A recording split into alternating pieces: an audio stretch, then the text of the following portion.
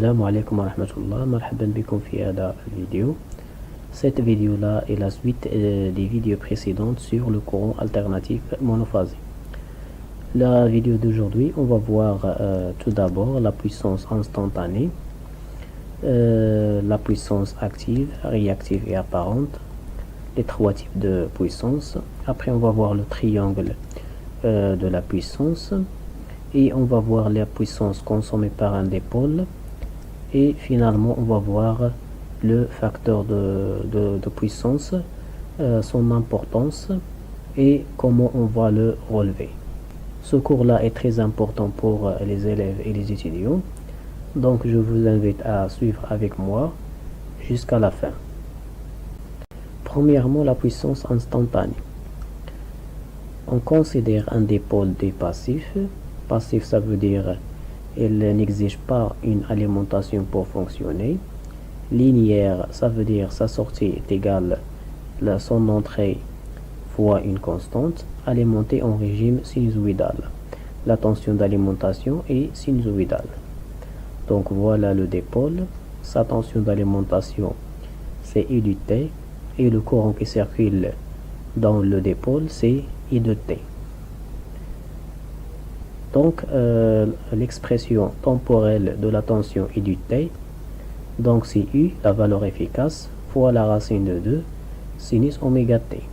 Donc, c'est une tension sinusoïdale.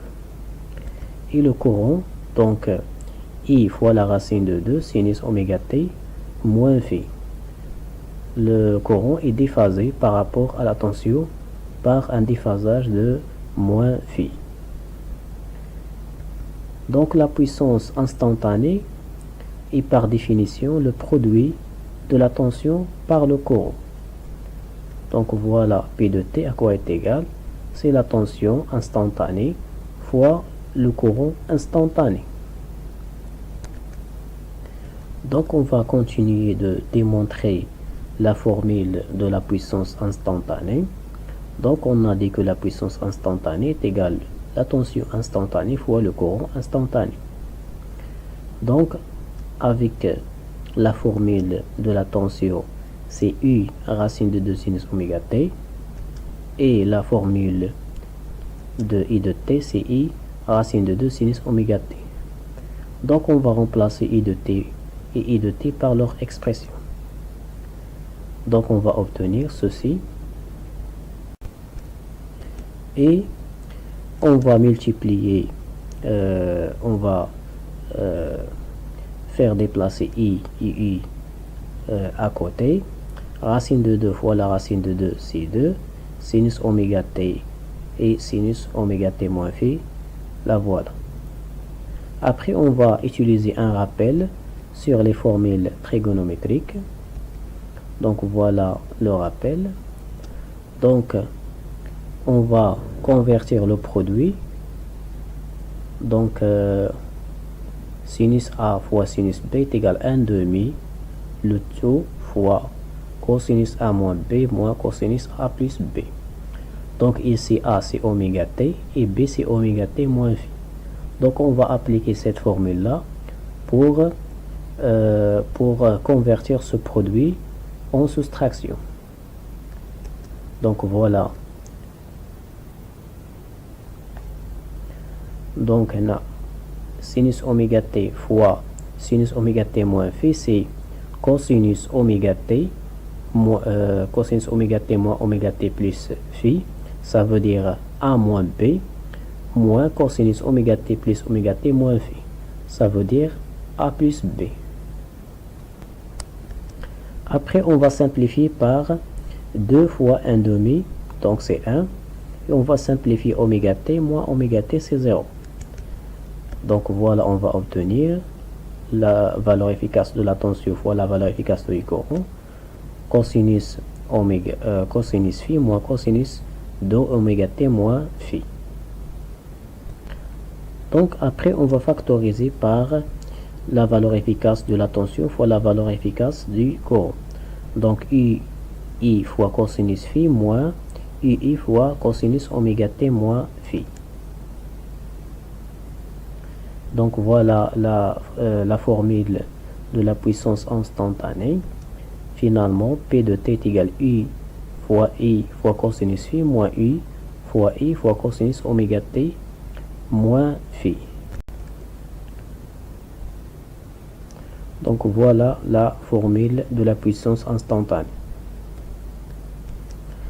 Deuxièmement, on va passer à la puissance active. Donc la puissance active, on va commencer d'abord par la puissance instantanée. À quoi est égale la puissance instantanée comme on a déjà vu? C'est U fois I fois cosinus phi moins U fois I fois cosinus oméga t. Donc la puissance active est la valeur moyenne de la puissance instantanée. Donc on va faire la valeur moyenne de la puissance instantanée. Donc la valeur moyenne, c'est, on va calculer l'intégrale de 0 à t fois 1 sur t. Donc l'intégrale 1 sur t de 0 à t de la puissance instantanée. Donc cette puissance instantanée, elle est constituée de deux termes. Le premier terme, on va calculer sa valeur instantanée, sa valeur moyenne. Et le deuxième terme, aussi, on va calculer sa valeur moyenne. Donc le premier terme, c'est un terme constant parce que phi constante, U est constante et I constante. Donc ce terme-là, il est constante, le premier terme. Et le deuxième terme, il est en fonction de t. Donc c'est un terme variable, il est alternatif de oméga t. Donc c'est un terme périodique. La valeur moyenne d'un grandeur constante, c'est le même. Donc elle reste la tension fois le courant fois le cosinus phi. Et la valeur moyenne d'une grandeur alternative, c'est 0. C'est par définition la valeur moyenne d'une grandeur alternative, il est égal à 0. Par contre, la valeur moyenne d'une grandeur continue constante, elle est le même. Donc, la puissance active, c'est celle-là. Donc, la puissance active, c'est la valeur moyenne de la puissance instantanée. Donc, la puissance active P est égale U fois I fois le cosinus phi. La puissance instantanée, elle est en watts. L'unité, c'est le watt. Après, on va voir la puissance réactive. Donc, la puissance réactive est par définition Q, on la note Q, est égal à U, la valeur efficace de la tension, fois I, la valeur efficace du courant, fois sinus de phi. Avec phi, c'est le déphasage entre la tension et le courant. Donc, ce grandeur-là, la puissance réactive, il est en var. Donc, var, ça veut dire la tension, il est en volts, le courant, il est en ampères, et le phi, il est en radians. Donc, l'unité, c'est le var. Après, on va voir la puissance apparente. Donc, la puissance apparente est, on la note S, est égale U fois I, la valeur efficace de la tension fois la valeur efficace du courant. Son unité, c'est le VA. Donc, V, c'est le volt, c'est l'unité de la tension. IA, c'est l'unité du courant. Maintenant, on va voir le triangle des puissances. Donc, un bilan de ce qu'on avait précédemment. La puissance active est P est égal I fois cosinus phi. La puissance réactive, c'est Q est égal I fois sinus phi. Et la puissance apparente est égale à S est égal à I fois I. Donc, ces trois types de puissance forment un triangle rectangle. Donc, voilà le triangle rectangle. Donc, il a un angle droit. Donc, on va prendre phi cet angle-là. Donc, ce côté-là du triangle, elle représente la puissance active P. Donc voilà P. Et c'est le côté qui est tangent à cet angle alpha, le déphasage. Ce côté-là qui est opposé à l'angle phi, donc c'est la puissance réactive Q. Et la somme de ces deux vecteurs, c'est la puissance apparente S. Donc je répète, le côté adjacent à l'angle alpha, il représente la puissance active.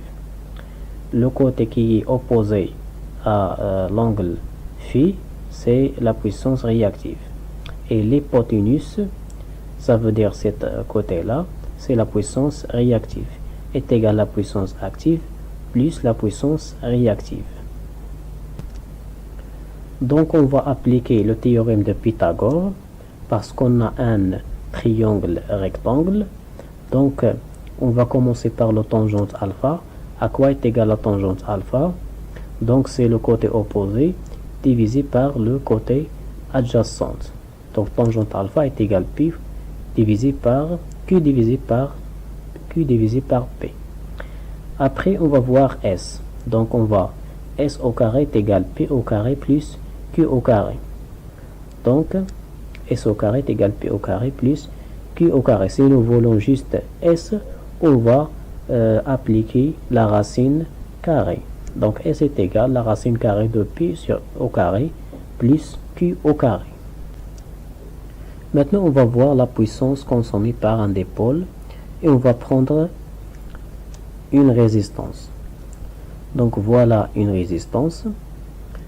On va le courant qui traverse cette résistance, qui circule dans la résistance, c'est I de T.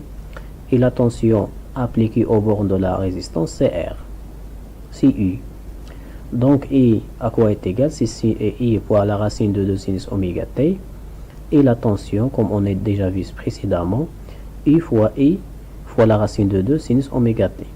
Donc comme vous voyez, il n'y a pas de déphasage entre la tension et le courant. Donc phi à quoi est égal? C'est 0. Donc maintenant on va calculer la puissance active, réactive et apparente, sachant que phi est égal à 0. Donc la puissance active, c'est P est égal I fois cosinus phi. On va remplacer phi par 0. Donc cosinus 0 c'est 1. Donc P à quoi est égal? C'est I fois I. Maintenant on va calculer la puissance réactive. Donc Q à quoi est égal? C'est I fois sinus phi. Donc on va remplacer aussi phi par 0. Donc sinus de 0 c'est 0. Donc la puissance réactive à quoi est égal? C'est 0. Donc maintenant on va calculer la puissance apparente. Donc la puissance apparente à quoi est égale? C'est la racine de P au carré plus Q au carré. Donc P au carré. Donc on va remplacer Q par 0. Donc finalement on va trouver que S est égal à P. Et P déjà calculé c'est U fois I. Donc comme conclusion, donc la puissance réactive dans la résistance est égale à 0. Toute la puissance est une puissance active. Donc on dit que la résistance absorbe la puissance active. Maintenant on va prendre une inductance L. Donc voilà l'inductance. Le courant qui circule dans l'inductance c'est I de T. Et la tension au bord de l'inductance c'est I de T.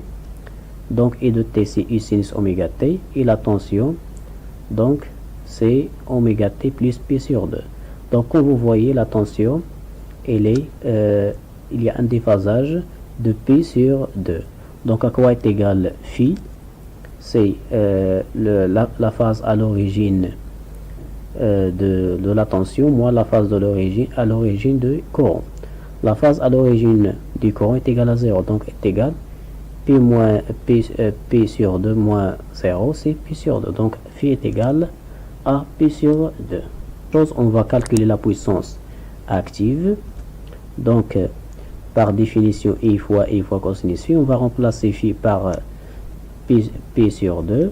Donc le cosinus P sur 2 c'est 0. Donc P est égal à 0. la puissance réactive. Donc la puissance réactive à quoi est égale? C'est I fois sinus phi. Phi est égal pi sur 2. Donc Q est égal I fois sinus pi sur 2. Donc sinus pi sur 2 est égal à 1. Donc Q à quoi est égal? Q fois 1 est égal I fois I. Après, on va calculer la puissance apparente. Par définition est égale la racine pi au carré plus Q au carré. Donc pi au carré, on va la remplacer par 0. Donc on va trouver que S est égal à Q est égal déjà U fois I. Donc comme vous voyez, la puissance active dans la bobine est égale à 0. Donc toute la puissance consommée, c'est une puissance réactive. Donc on dit que l'inductance absorbe la puissance réactive. Maintenant, on va voir on va prendre un condensateur. Donc voilà un condensateur, la tension au bord du condensateur et le courant qui circule dans le condensateur. Donc là, le courant, son expression c'est I racine de 2 sinus oméga t toujours. Et la tension est égale U fois sinus oméga t moins pi sur 2. Donc il y a la phase à l'origine de la tension, c'est moins pi sur 2. Donc pour calculer le déphasage, c'est la phase à l'origine de la tension moins la phase à l'origine du courant. La phase à l'origine du courant c'est 0. Donc moins pi sur 2 moins 0 c'est moins pi sur 2. Donc la phase à l'origine c'est le déphasage c'est moins pi sur 2. Après on va calculer la puissance active. Donc pi I fois cosinus phi, on va remplacer phi par moins pi sur 2. Donc I cosinus moins pi sur 2. Donc le cosinus moins pi sur 2 c'est 0. Donc la puissance active est égale à 0. Après on va calculer la puissance réactive qui est égale I fois sinus phi. Donc on va remplacer phi par moins pi sur 2. Donc on va obtenir que la puissance réactive Q est égale moins I fois I, parce que sinus moins pi sur 2 est égal moins 1. Moins 1 fois I est égal moins I fois I. Après la puissance apparente, donc c'est la puissance active, c'est la racine de 2, P au carré plus Q au carré. Donc on va remplacer P, la puissance active, par 0. Donc on va obtenir que la puissance réactive est égale à Q moins Q. Comme conclusion, on voit que le condensateur fournit la puissance réactive. Donc pourquoi on a dit fournir? Parce que la puissance réactive elle est négative. Si elle est positive, on dit qu'il absorbe la puissance réactive. Donc cette propriété, on va l'utiliser par la suite pour relever le facteur de puissance. Donc finalement, on va voir le facteur de puissance. Donc le facteur de puissance, c'est le cosinus phi. Avec phi, c'est le déphasage entre la tension et le courant. Donc on a la relation de la puissance en fonction de cosinus phi. Donc la puissance active est égale à la tension fois le courant fois le cosinus phi. Donc ici, la puissance, cette puissance-là, elle est imposée par l'installation, ça veut dire les récepteurs qui existent dans l'installation électrique. Et la tension, elle est imposée par le réseau, on ne peut pas le modifier ou bien la changer. Donc pour minimiser la puissance, on doit minimiser le courant. Et pour minimiser le courant et garder la même puissance, on doit augmenter le facteur de puissance cosinus de phi. Donc plus la puissance, plus le courant est grande, plus la puissance perdue est grande. Donc plus le courant est grand, plus les pertes sont grandes. Donc notre objectif c'est de minimiser le courant par augmenter le facteur de puissance. Donc pour diminuer le courant, on doit augmenter le facteur de puissance qu'on appelle cosinus de phi. Maintenant on cherche la formule de cosinus phi en fonction de la puissance active, réactive et parente. Donc on va utiliser le triangle de la puissance. Donc le cosinus phi à quoi est égal? C'est le tangent divisé par l'hypoténuse. Donc on va écrire c'est P divisé par S. Et on a S à quoi est égal? C'est S au carré en utilisant le théorème de Pythagore. S au carré est égal P au carré plus Q au carré. Donc si nous voulons juste S, on va mettre la racine carrée. Donc maintenant on va remplacer S à cette formule. Donc à quoi est égal le cosinus phi? C'est P divisé par la racine de carré de P au carré plus Q au carré. Donc le cosinus phi, il doit être le plus grand possible. Donc la plus grande valeur que peut avoir le cosinus phi, c'est 1. Donc pour avoir le cosinus phi est égal à 1, donc on doit avoir le numérateur est égal au dénominateur. Donc pour avoir le numérateur est égal au dénominateur, le Q doit être égal à 0. Donc on doit minimiser le plus possible la puissance Q. La puissance Q doit tendre vers le 0. Donc plus Q se rapproche de 0, plus cosinus phi se rapproche de 1. Donc si elle se rapproche de 1, c'est la valeur maximale. Comme ça, on a augmenté le cosinus phi, on a relevé le facteur de puissance. Donc le procédé pour augmenter cosinus phi, c'est en ajoutant des condensateurs en parallèle avec le récepteur, avec l'installation. Donc comme ça, on va modifier Q sans modifier P. Donc voilà, on a un récepteur, il a un cosinus phi, il a une puissance active et une puissance réactive. Donc ce récepteur-là, il est alimenté par une tension U et dans laquelle il y a un courant qui circule dans ce récepteur, on appelle I. Donc ce récepteur-là, dans la plupart des cas, dans la plupart des installations électriques, c'est une charge inductive. Pourquoi? Parce il est constitué de transformateurs ou bien des moteurs. Puisqu'on trouve dans les transformateurs et les moteurs des bobines.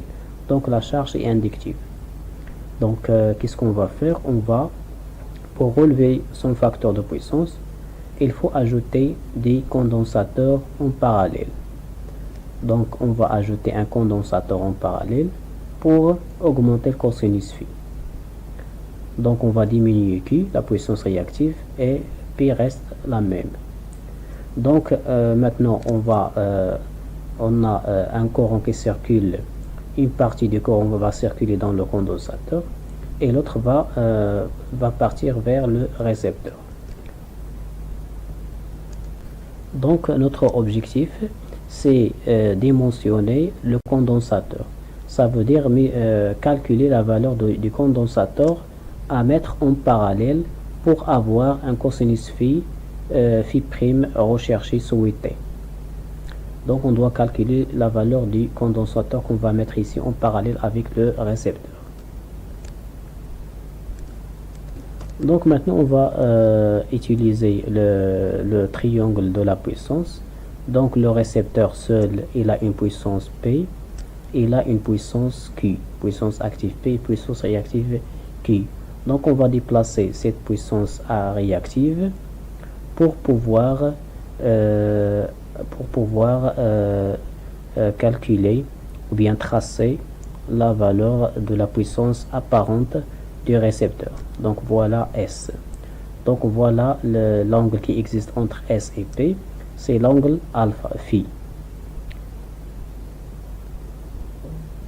Donc qu'est-ce qu'on a fait? On a ajouté un condensateur. Donc un condensateur, il a une puissance réactive négative. Donc son sens est opposé au premier sens du récepteur. Donc voilà la puissance réactive QC. Donc on va maintenant la puissance totale du récepteur plus le condensateur. Donc c'est la puissance initiale, ça veut dire le récepteur seul, plus la puissance réactive du condensateur. Donc ces deux vecteurs sont de sens opposé, donc leur somme c'est celle-là.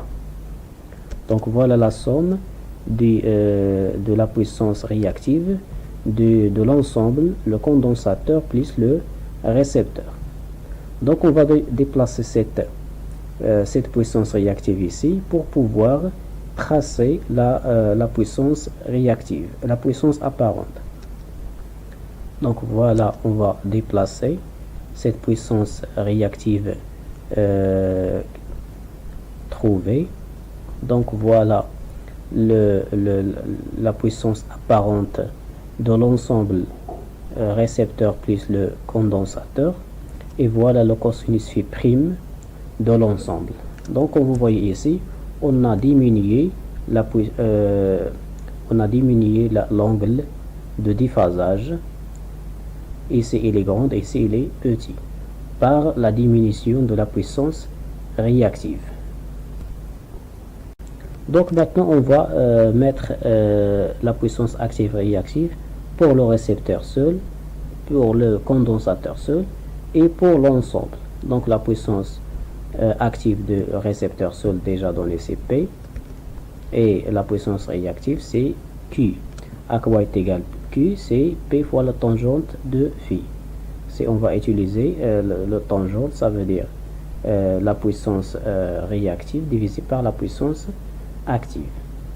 Donc le condensateur, comme on a déjà vu, sa puissance active est égale à 0. Son puissance réactive, à quoi est égal? C'est QC. Donc le condensateur, sa puissance réactive est égale à moins C oméga. Normalement c'est U fois I. Et on a remplacé I par l'impédance, par la tension divisée par l'impédance. Et l'impédance du condensateur, c'est 1 sur C oméga. Donc après, on va calculer la puissance active totale. Donc P plus 0, elle est inchangée. Donc c'est P. Et la puissance réactive, c'est Q' est égale la puissance du récepteur seul plus la puissance du condensateur. À quoi est égal? C'est P, la puissance active, fois tangente phi prime. La nouvelle valeur du déphasage. On va calculer la valeur du condensateur à mettre ici. On va trouver la formule. Donc ici on a Q' est égal Q fois plus QC. Donc nous voulons la valeur de QC est égal Q' moins Q. On va remplacer QC par moins C oméga I au carré. Et Q', c'est P tangente phi prime. Et Q, c'est P tangente phi. Donc après calcul, qu'est-ce qu'on va obtenir? C'est égal P, le tout fois tangente phi moins tangente phi prime, divisé par oméga I au carré. Donc ça c'est la formule de calcul du condensateur à mettre en parallèle avec le récepteur pour relever le facteur de puissance. Donc voilà, c'est la fin de cette vidéo. Merci pour votre attention. Si vous avez des questions, vous les posez en commentaire et je vais vous répondre.